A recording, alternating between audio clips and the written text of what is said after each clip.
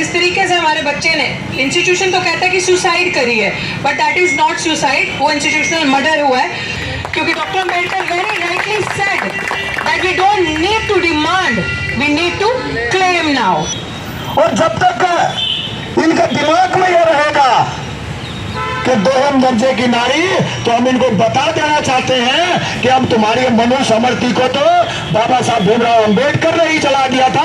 तो हम, मेरा सिर्फ मानना यह है कि जो चने खा के लड़ सकता है, जो गुड़ खा के लड़ सकता है, जो इस रोड पे सो सकता है, वो किसी से डरता नहीं है।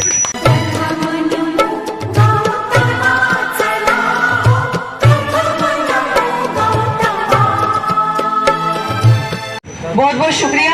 जय भीम, जय भारत, जय संविधान सबको, और तहे दिल से आप सबका स्वागत है।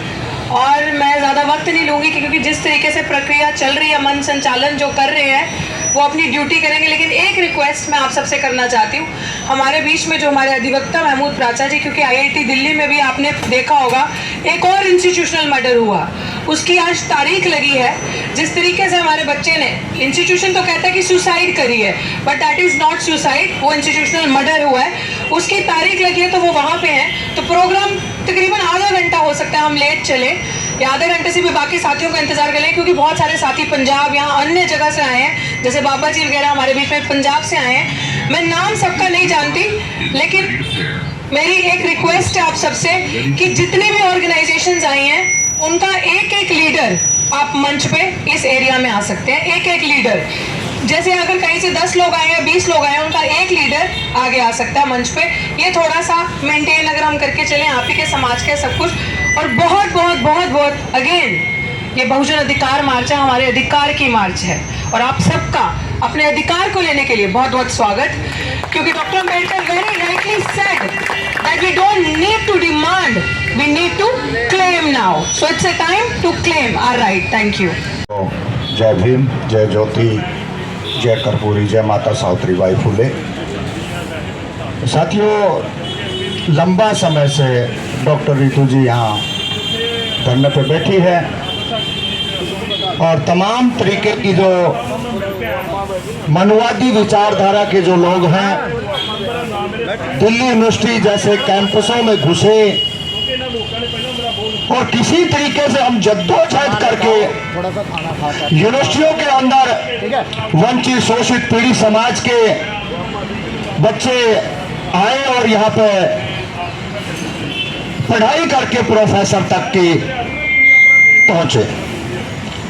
लेकिन सवाल वही आ रहा है कि जो जातिगत मानसिकता के बीमार जो कीटाणु हैं, जो सड़ी हुई मानसिकता के लोग दिल्ली यूनिवर्सिटी में घुसे हुए हैं, वो आज भी ये नहीं चाहते कि कोई दलित या कोई मुस्लिम या कोई ओबीसी का कोई अपनी बात मुखरता से रखे और कोई सोशल एक्टिविस्ट बने। क्योंकि तमाम इस देश के अंदर ये रूढ़िवादी जो लोग हैं, इनको ये बात बिल्कुल भी हजम नहीं होती, चाहे पढ़ाई लिखाई से हो, चाहे अच्छे कपड़े पहनने से हो, चाहे अच्छा मकान बनाने से हो।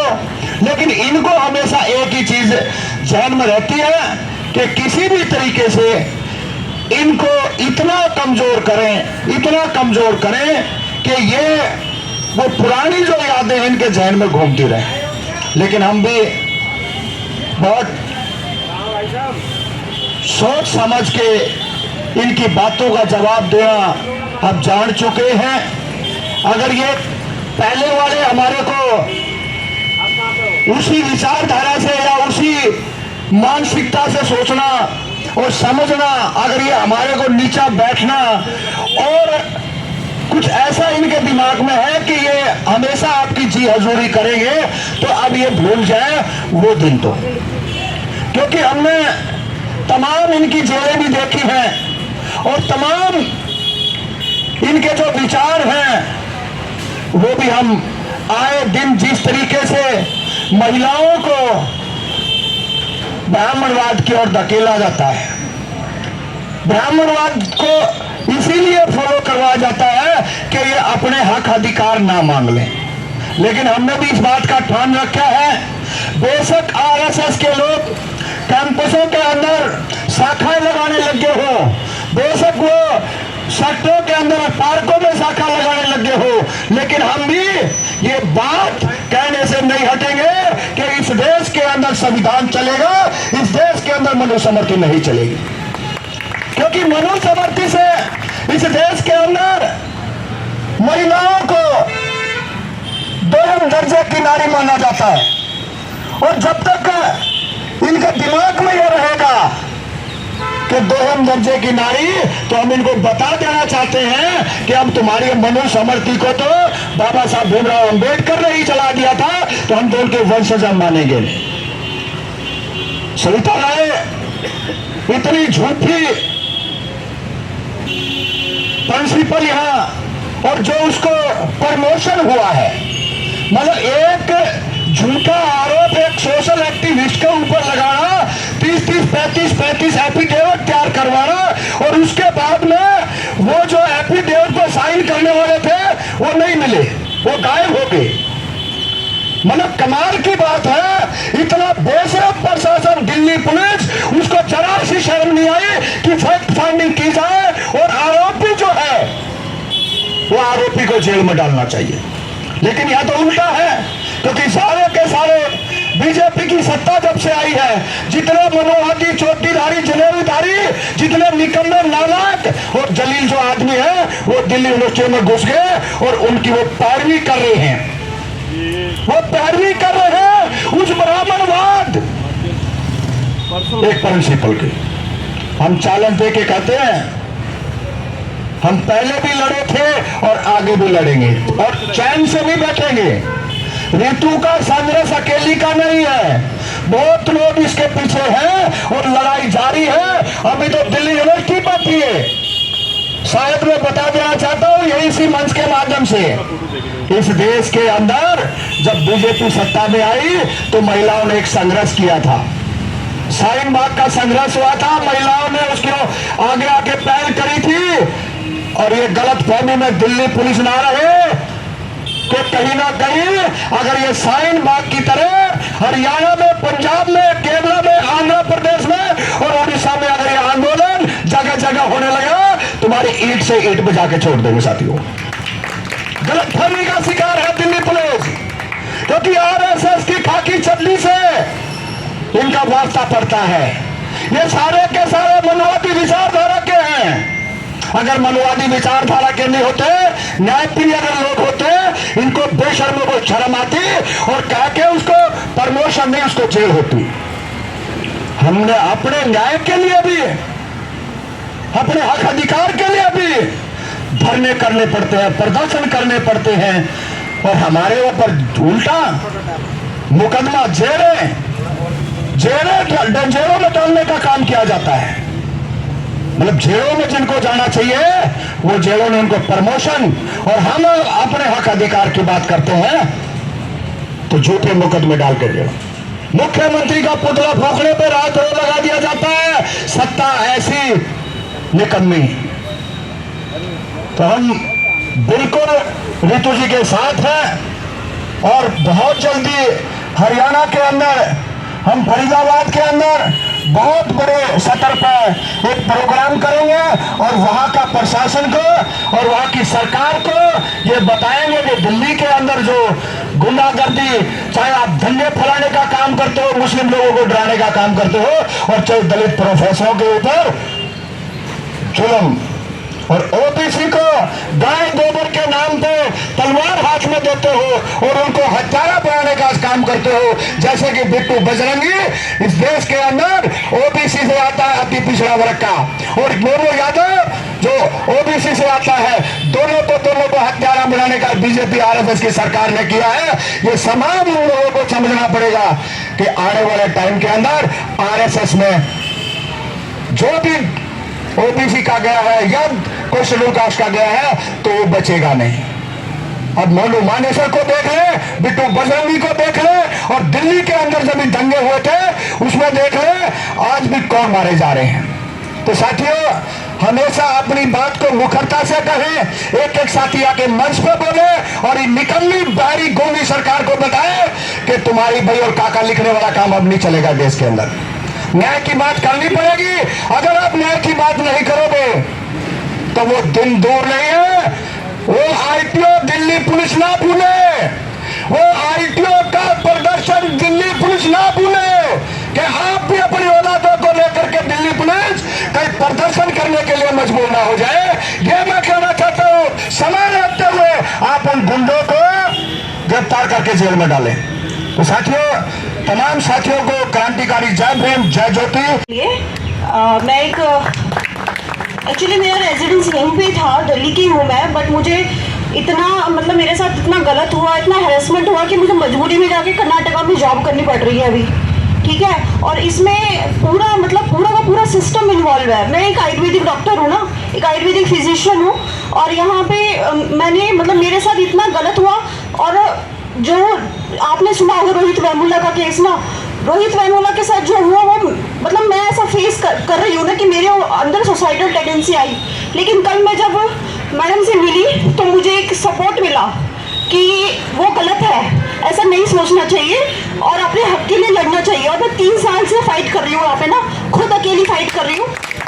2 साल हो गए, 2 साल हो गए, दिल्ली पुलिस ने अभी तक मेरी एफआईआर तक लॉन्च नहीं करी है। मेरा पूरा करियर चौपट कर दिया इन लोगों ने ना। आयुष मिनिस्ट्री पूरी इन्वॉल्व है, सब लोग इन्वॉल्व है। मैं कहाँ नहीं गई, सीपी ग्राम में, पीपीएम में, पीजी पोर्टल, हर जगह मैंने अप्लाई किया, लेकिन कोई सुनवाई नहीं हो रही है। क्यों नहीं सुन रहे हैं मुझे समझ में नहीं आ रहा है कि पूरी की पूरी गवर्नमेंट जो है बिल्कुल करप्ट हो गई है। एनसीडब्ल्यू जो कि नेशनल वुमेन कमीशन है, वहां पर मैंने अप्रोच किया कि आप मेरी एफआईआर लॉन्च करो अगर मेरे साथ कुछ क्राइम हुआ है। तो वो कहते हैं वुमेन्स के अंडर आते ही नहीं है। जो आपके अगर मेरे मतलब मैं मुझे काम नहीं किए करने दिया था, मैडम के साथ इतना कुछ नहीं हुआ, इनको टर्मिनेट कर दिया, मेरे साथ टर्मिनेट किया। और मैंने अपने डिपार्टमेंट में जब आयुष मिनिस्ट्री में इसकी इन्फॉर्मेशन की तो उन्होंने मेरा टीचर कोड भी होल्ड कर दिया। मुझे काम कर मतलब कोई अपने डिपार्टमेंट में अगर कुछ उसके साथ होता है तो अपने डिपार्टमेंट में ही जाएगा ना। डिपार्टमेंट वालों ने सारा जितने भी प्रूफ थे वो सब डिलीट कर दिए, जितने भी उसमें कंप्यूटर और साइबर फ्रॉड हुआ वो सब डिलीट कर दिया। तो उसके बाद मैं यहाँ पे दिल्ली पुलिस में इतनी बड़ी बड़ी अथॉरिटी से मिली, डीसीपी नॉर्थ में है यहाँ पे, सबसे मिली। कमिश्नर ऑफ पुलिस को मैं 6-7 टाइम्स में लिख चुकी हूँ, लेकिन कोई सुनवाई नहीं, कुछ नहीं। तो अभी मतलब मैं बिल्कुल मेरी वो सुसाइडल टेंडेंसी हो गई है। कल मैं आई यहाँ पे, मैडम से मिली तो मुझे बहुत सपोर्ट मिला है कि रोहित वेमुला का केस नहीं बनना है, हम में से किसी को नहीं बनना है। क्योंकि ऐसे ये जो हमें ना ऐसे मतलब न्याय मिलना हमारे लोगों के लिए बहुत ही मुश्किल है आज के टाइम में, तो बहुत ही मुश्किल है अगर हम एकजुट नहीं होंगे। ये मतलब मेरा मानना है कि हम सबको आवाज उठानी चाहिए, हम सबको एकजुट होना चाहिए। बस, थैंक यू। सबसे पहले तो मैं आप सभी भाइयों को बताना चाहता हूं कि जो एक के साथ एक खड़ा है वो 11 होते हैं, और जो 11 हैं वो 101 होते हैं, जो 101 है वो 1001 होते हैं। तो हमें संख्या के मामले में डरना नहीं चाहिए, क्योंकि हम उन लोगों से लड़ाई लड़ने की बात कर रहे हैं जो बंद कमरों में पूरे हिंदुस्तान को चलाते हैं। हिंदुस्तान से बाहर बैठे लोगों उनके आका हैं। तो हमारी लड़ाई किसी मामूली आदमी से नहीं है। तो जो पूरे देश को चलाने वाले हैं, देश के बाहर चलाने वाले हैं, एडमिनिस्ट्रेशन को चलाने वाले हैं, जो एजुकेशन को चलाने वाले हैं, जो डॉक्टरों को बनाने वाले हैं, जो इंजीनियरों को बनाने वाले हैं, अगर आप सोचो कि उनसे हमें लड़ना आसानी है तो आसान बात नहीं है ये। मैं 96 का सेंट्रल पुलिस ऑर्गेनाइजेशन का डीएसपी रहा हूँ। मैं ये इसलिए नहीं बता रहा कि मैं कोई बड़ा आदमी या छोटा आदमी हूँ।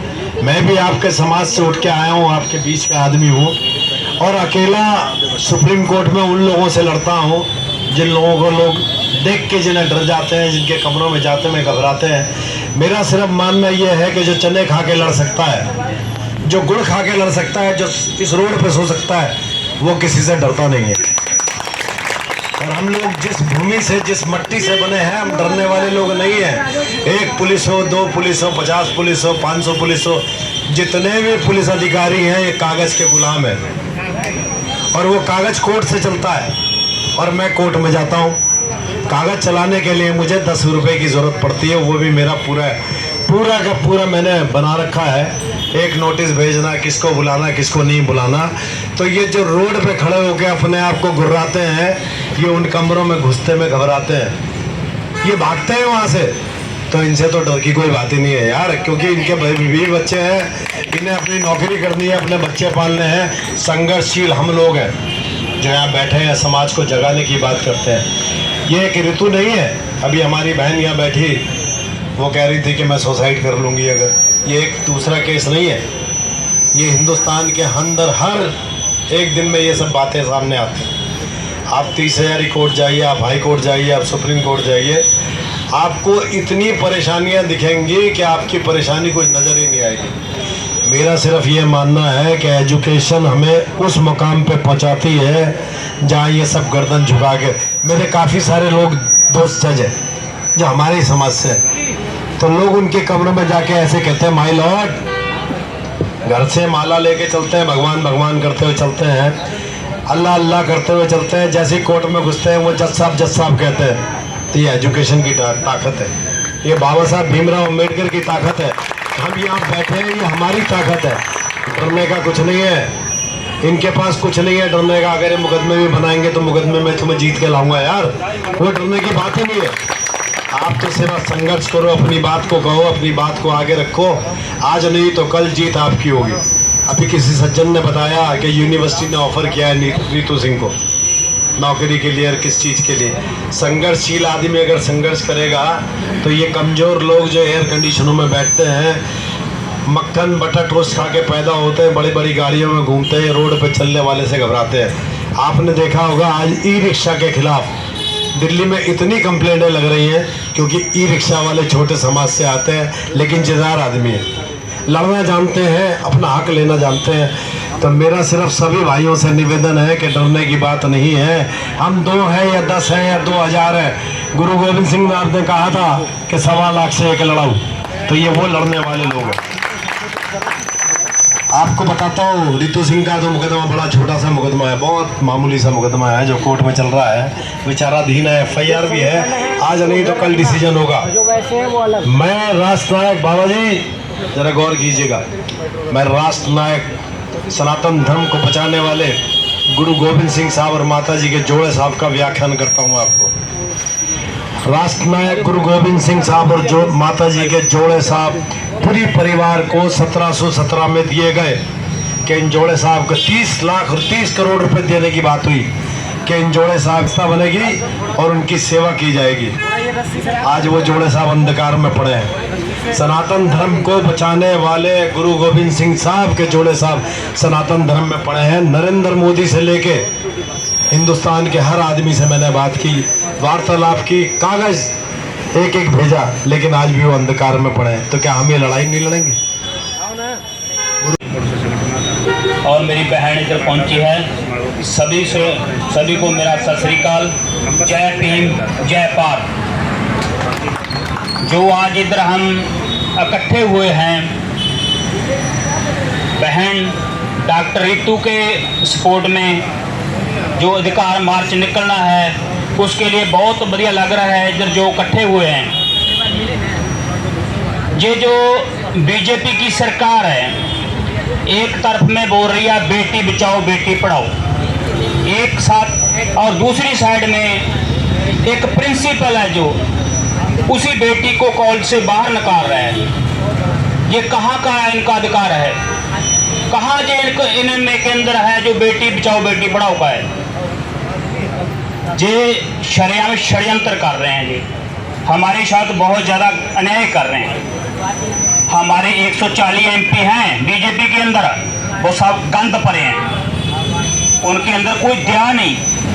डॉक्टर भीमराव अम्बेडकर ने उनको अधिकार दे दिया था भी आप 140 MP बनेंगे। अगर वो अधिकार ना देकर जाते जी 140 MP कहाँ बनेंगे? इनको कोई सरपंच नहीं बनाना था। लेकिन आज वो 140 MP जो बीजेपी के अंदर बैठे हैं, उनका पिट्ठू बन के, उनके लिए कोई दया नहीं इस बेटी के लिए। मैं भी एक पंजाब से चल कर आया हूँ इस बेटी के लिए। आपने सुना होगा 2 दिन पहले एक संदीप मंत्री है इनका राजस्थान के अंदर, वो बोल रहा है जितने सिखों के गुरुद्वारे वो ढा दो, जितनी मुसलमानों की मस्जिद वो ढा दो। अरे उसको हरामखोर को ये नहीं पता जो सिख कौम ने आपको ये जनेऊ थे ना, सिख कौम ने बचाए थे, नहीं तो सबकी सुन्नत कर देनी थी उन्होंने। आज उनके लिए जो आप बोल रहे हैं भी सिखों के गुरुद्वारे ढा दो, मुसलमानों के मस्जिद ढा दो। उधरी जो जोगी है यूपी के मुख्यमंत्री वो भी उधर बैठे हैं। बे बड़ी इनकी शर्म की बात है। क्या इनके दिल में जो हमारे लिए है? कुछ नहीं है। मणिपुर की घटना देख लो, मणिपुर में क्या हुआ? मोदी जी का कोई बयान आया? कोई बयान नहीं आया। लेकिन ये जो हो रहा है हमारी बेटी रितु के साथ, बहुत ज्यादा अन्याय हो रहा है, बहुत ज्यादा गलत हो रहा है। मैं सभी को जितनी में जहां तक मेरी आवाज आ रही है, अपने अपने गांव के अंदर, अपने अपने शहरों के अंदर इसका रोड मैप बनाओ। जो डीसी साहब उनको मांग पत्र दो भी हमारी बेटी के साथ गलत हो रहा है। जितनी देर हम जागेंगे नहीं, हमारे को अधिकार नहीं मिलेंगे। 1950 के पहले हमारा एक ही आदमी पड़ा था, वो था डॉक्टर भीमराव अम्बेडकर। 1950 के पहले एक ही आदमी पड़ा था, वो था डॉक्टर भीमराव अम्बेडकर। उसके बाद हम लाखों करोड़ों आदमी पड़ गए। ये एक डॉक्टर भीमराव अम्बेडकर की देन है हमारे लिए। लेकिन आज हम उनके रास्ते के ऊपर चल रहे हैं, हम उनकी सेहत से चल रहे हैं हम। लेकिन हमारे जो समाज है, जो अम्बेडकरवादी समाज है, उनको मेरी अपील है, आप इकट्ठे हो। आपके अंदर बहुत ताकत है, जज्बा है। अरे मैं फौजी हूं, आपने सुना होगा इन्होंने अग्निवीर निकाल दिया। 20 लाख फौज है इंडिया के अंदर, 20 लाख फौज को इनके अपहाज कर दिया, खत्म कर दिया। अरे क्या लड़ाई लड़ेंगे जी? अरे देश के अगर नेता लोग अगर सो रहे हैं, जो आम लोग सो रहे हैं, वो एक आर्मी की वजह से सो रहे हैं, वो भी इन्होंने अपहाज कर दिया। उधर अपने आप मर रहे हैं फौजी, इनको कुछ नहीं मतलब, इनको सिर्फ अपनी कुर्सी का मतलब है। आप सोचते होंगे 2024 इलेक्शन आ रहा है, कौन आएगा? अरे मोदी आगे, राहुल आ जाएगा, है तो ब्राह्मण ही है। आप सोचते हैं कोई राहुल आ जाएगा, मोदी आ जाएगा, अरे ब्राह्मण है ये सब। आपका तो कोई पैदा नहीं हो रहा है, आपका पैदा होगा जब आप इकट्ठे होंगे। अभी इतने आदमी है, जो बहुत खुशी की बात है, इतने पहुंच गए। लेकिन हमारे में बहुत बड़ी कमी है, हमारे जो मजदूर इधर नहीं आ सकते, जितने मुलाजिम जो ड्यूटी कर रहे हैं वो उधर नहीं आ सकते। लेकिन जो ब्राह्मणों को तो पैसे की कमी नहीं है, ये 15% है, वो आपको दबा कर रखते हैं। लेकिन आप 85% हैं। अभी बिहार के अंदर जनगणना हुआ, आपको पता होगा। अरे SC, BC, OBC लोग सबसे ज्यादा हैं उधर नहीं, पूरे इंडिया के अंदर है। लेकिन हमारी सरकार नहीं, सरकार किसकी है? ये 15% वालों की है। आप हम सब हैं, एक दूसरे की टांगड़ी को खींचते हैं, आप सभी, लेकिन वो ब्राह्मण की सपोर्ट करता है। अपने अपने लेकिन जो अभी कर रहे हैं, जो सविता मैडम जो प्रिंसिपल है, जो हमारी बेटी है रितु के साथ बहुत ज्यादा गलत कर रही है। मैं बोलता हूँ इसी प्रिंसिपल को तो जेल में जाना चाहिए था। अरे अगर हमारा समाज इकट्ठा होएगा तो जेल में जाएगी जी।